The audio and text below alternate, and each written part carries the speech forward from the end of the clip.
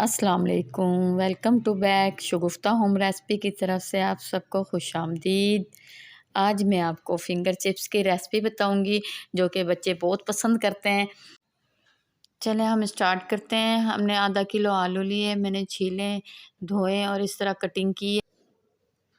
बेसन 2 चम्मच, चावल का आटा 2 चम्मच। अब हम इसमें ये डाल रहे हैं। चावल का आटा 2 चम्मच लिए हैं और 2 चम्मच हमने बेसन लिया है।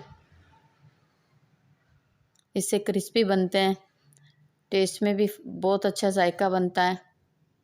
अब हम इसमें मसाले ऐड कर रहे हैं। बिस्मिल्लाहिर्रहमानिर्रहीम। 1 चम्मच कुटी लाल मिर्च,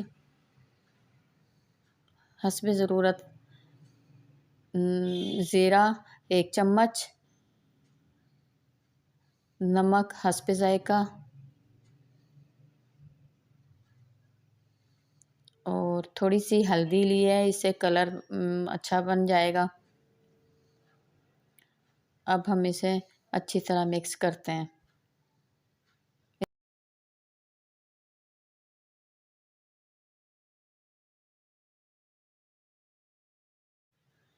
अब इसे अच्छी तरह मिक्स करके हमने 5 मिनट के लिए इसको रख दिया है। 5 मिनट हो गए। अब हमने घी पहले रखा हुआ था गरम करने के लिए, अब इसमें हम फिंगर चिप्स डाल रहे हैं और फ्राई करने के लिए इसे।